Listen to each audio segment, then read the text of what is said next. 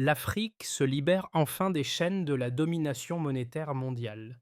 En juin 2025, un réseau panafricain a été lancé pour contourner le dollar américain, offrant aux nations africaines une nouvelle liberté économique. Mais qu'est-ce que cela signifie réellement pour l'avenir du continent? Ibrahim Traoré, défenseur de la souveraineté financière, voit dans cette initiative un tournant historique.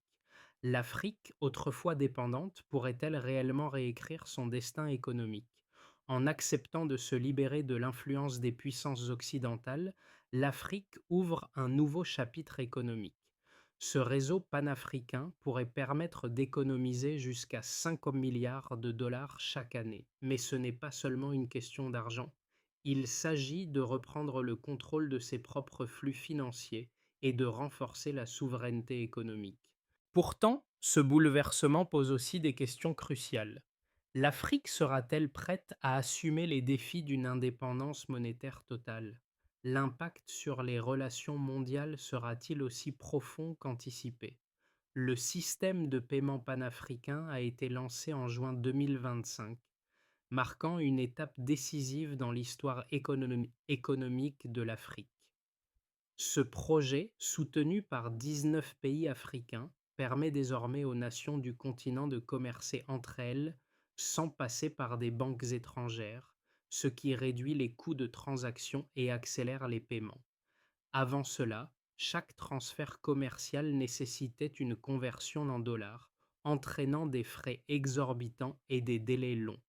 Mais cette nouvelle architecture numérique reliant les banques centrales des pays africains change la donne. Cela signifie non seulement un gain d'efficacité, mais aussi une affirmation de la souveraineté économique. Ibrahim Traoré, économiste engagé, a joué un rôle central dans cette initiative. Grâce à son action, l'Afrique prend le contrôle de ses finances, loin de l'influence des puissances occidentales. Cependant, cette avancée n'est pas sans risque.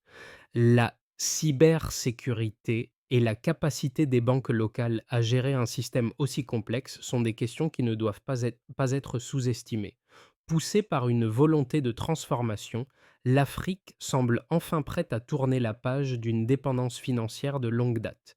Ibrahim Traoré, économiste visionnaire et défenseur de la souveraineté monétaire de l'Afrique, est l'un des architectes clés du système de paiement panafricain. Son engagement pour un système économique plus indépendant de l'influence étrangère a été essentiel dans la mise en œuvre de ce projet révolutionnaire. À travers cette initiative, Traoré vise à permettre aux nations africaines de maîtriser leurs échanges financiers, loin des interférences des banques occidentales.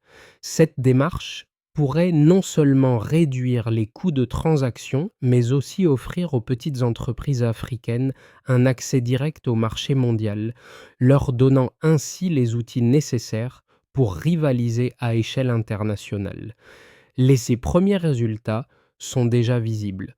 Les frais de transaction ont chuté et les paiements transfrontaliers sont désormais plus rapides et moins coûteux. Par exemple, un commerçant au Nigeria peut maintenant recevoir un paiement du Kenya en quelques heures, alors qu'auparavant, cela prenait plusieurs jours. Mais quelles seront les implications à long terme de ce changement radical? L'Afrique sera-t-elle réellement capable de gérer cette nouvelle autonomie économique?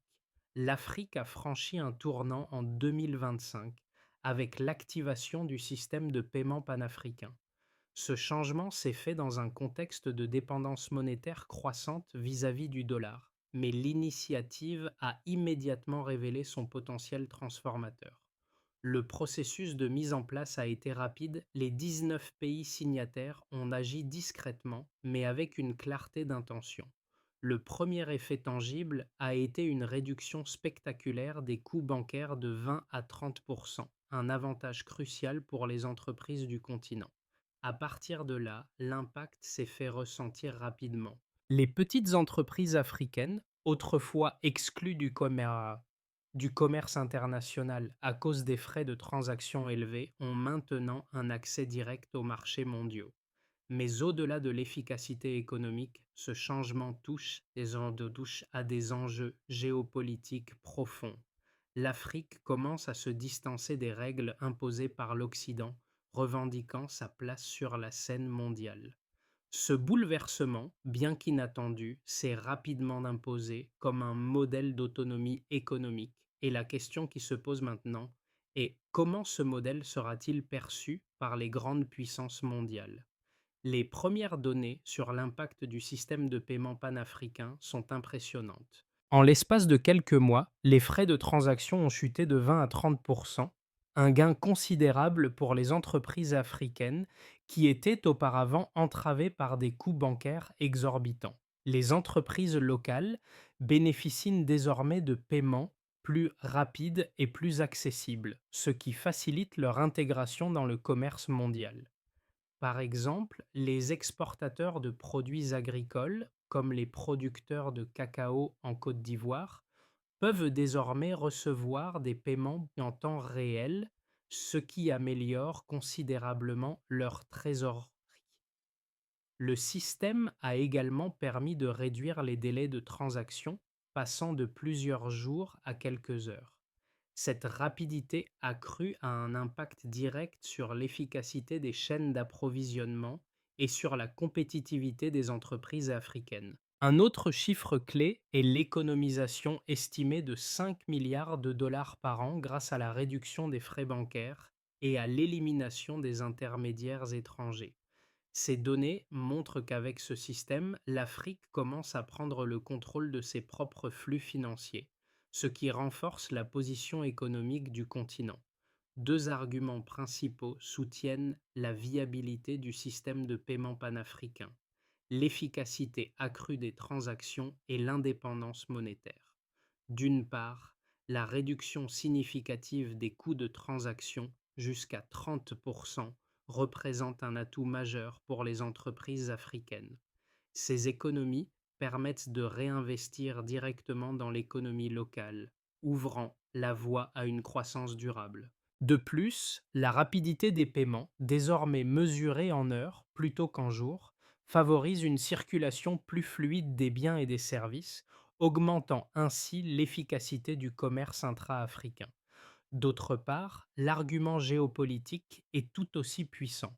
En s'affranchissant du dollar et en réduisant sa dépendance vis-à-vis des institutions financières étrangères, l'Afrique gagne en souveraineté économique.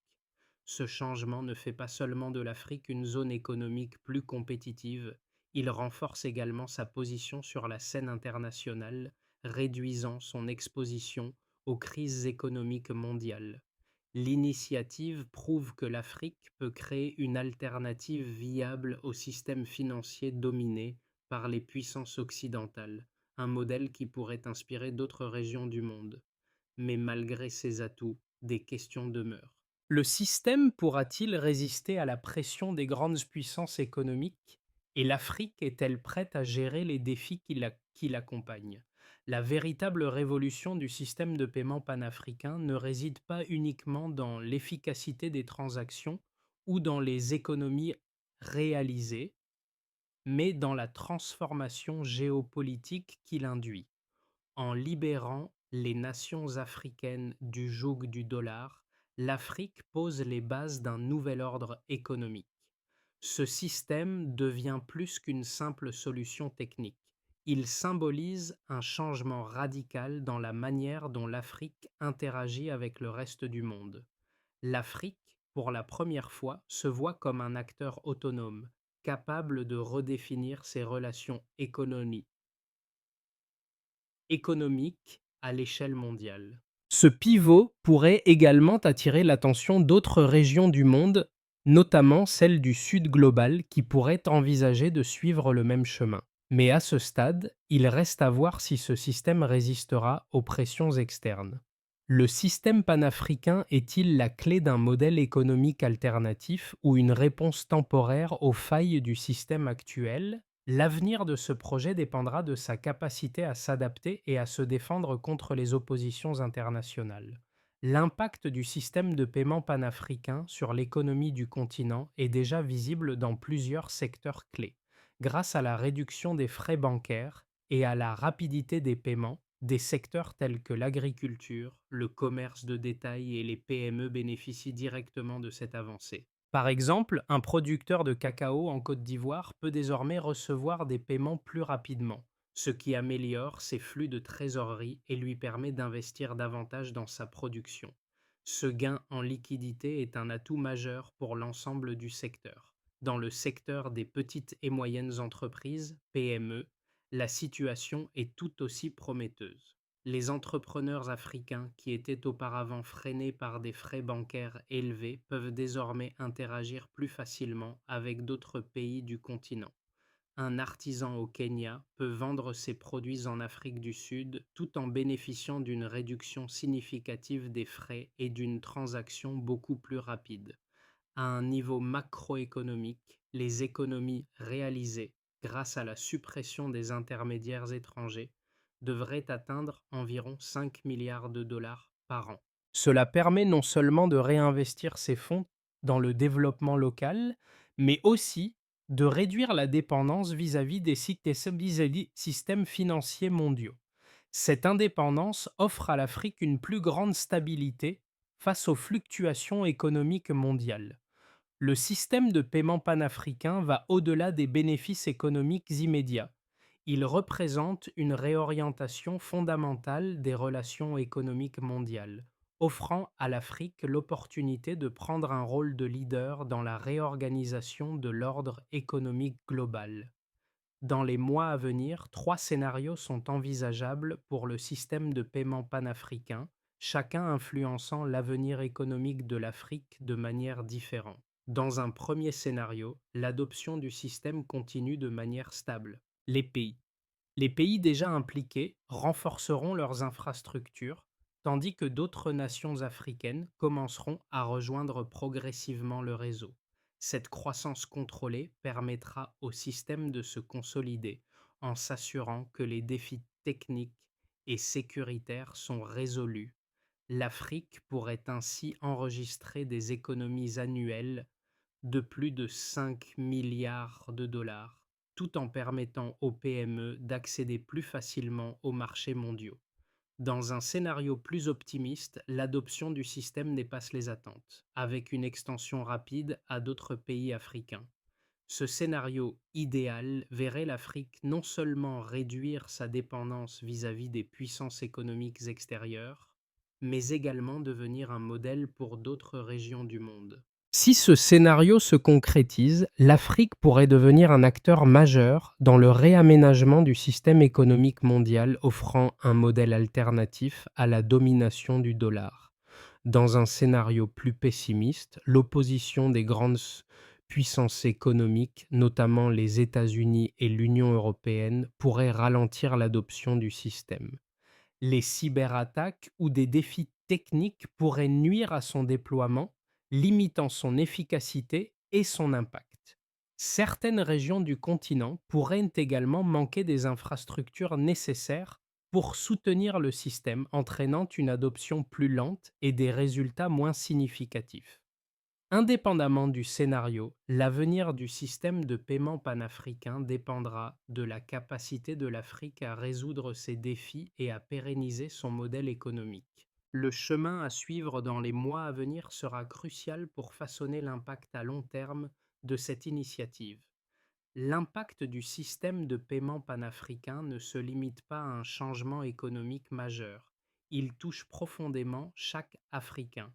Ce système offre une chance inédite aux petites entreprises, aux commerçants et aux producteurs, qui, grâce à la réduction des frais et à l'accélération des paiements, peuvent désormais participer pleinement au commerce international.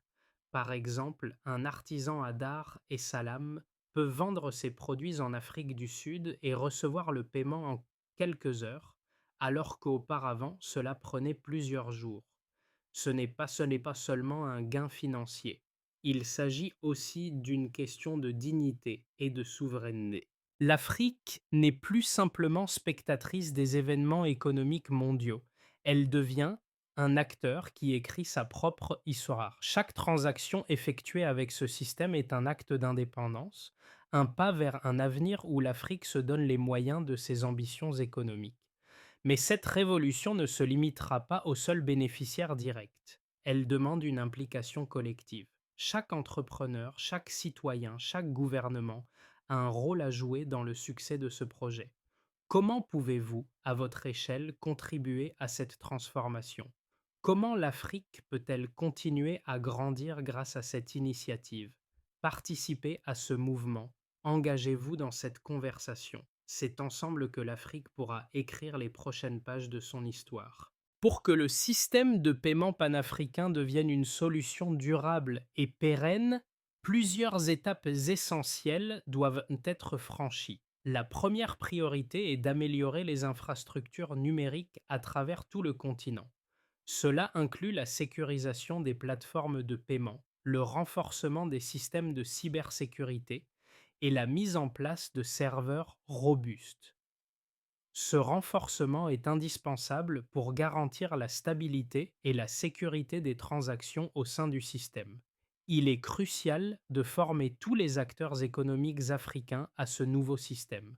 Des programmes de sensibilisation et de formation doivent être déployés à grande échelle, en particulier pour les petites et moyennes entreprises, afin qu'elles puissent pleinement bénéficier des avantages du système. Cela implique également la formation des banques et des institutions financières pour assurer une gestion fluide des transactions numériques. Les gouvernements africains doivent collaborer pour élaborer des régulations communes qui faciliteront l'intégration des systèmes bancaires locaux et régionaux. Cette harmonisation des régulations est essentielle pour garantir la sécurité des transactions, la confidentialité des données et l'interopérabilité des systèmes entre les pays. Le système devra s'étendre progressivement à d'autres pays africains en fonction de leurs capacités infrastructurelles et économiques. Chaque pays doit être prêt à intégrer le réseau sans perturber le fonctionnement des pays déjà engagés. Une gestion du changement claire et transparente sera nécessaire pour une intégration réussie. En suivant cette feuille de route, l'Afrique pourra garantir que le système de paiement panafricain non seulement perdure, mais qu'il devienne un modèle économique durable pour le continent. Ce système de paiement panafricain ne marque pas seulement un tournant dans l'histoire économique de l'Afrique. Il incarne un nouveau rêve, une vision partagée d'un continent libre, souverain et autonome sur le plan économique. Ibrahim Traoré, grâce à sa vision et son engagement, a joué un rôle déterminant dans cette révolution. Mais au-delà de sa personne, c'est toute l'Afrique qui prend en main son destin. Chaque transaction effectuée grâce à ce système, ça a bien plus qu'un simple échange financier. C'est un acte symbolique de liberté et d'indépendance. L'Afrique ne dépend plus des puissances étrangères pour ses transactions économiques. Elle est maîtresse de ses finances, et cette indépendance est un message fort renvoyé au monde. Ce changement est plus qu'une réussite technologique ou économique. C'est une affirmation de la capacité de l'Afrique à se réinventer, à se libérer des chaînes du passé et à se positionner comme un acteur clé de l'économie mondiale. L'Afrique n'est plus un spectateur passif, elle devient un acteur central du paysage mondial. À travers cette transformation, l'Afrique n'a pas seulement changé son avenir économique, elle a redéfini son identité. C'est une nouvelle ère qui commence et chaque Africain a un rôle à jouer dans cette révolution. L'Afrique se trouve à un moment charnière avec une opportunité unique de redéfinir son avenir économique. Le système de paiement panafricain est une chance de transformation collective où chaque Africain, chaque entrepreneur, chaque citoyen a un rôle crucial à jouer. L'autonomie économique que ce système offre ouvre la voie à des opportunités unies, non seulement pour les grandes entreprises, mais aussi pour les petites entreprises et les artisans à travers le continent. Ce n'est pas seulement une question d'infrastructure ou de technologie, c'est une question de participation active. L'Afrique ne peut pas réussir seule, et chaque individu a un rôle à jouer dans cette révolution économique. Que pouvez-vous faire pour contribuer à cette transformation? Comment allez-vous saisir cette opportunité pour favoriser le changement et faire avancer l'Afrique? Rejoignez la conversation, partagez vos idées et engagez-vous activement dans ce mouvement. Ensemble, nous avons la possibilité de créer un avenir prospère, autonome et durable pour l'Afrique. L'Afrique a besoin de vous, de vos idées et de vos actions pour faire de cette révolution une réalité durable. Vous êtes prêts à faire partie du changement?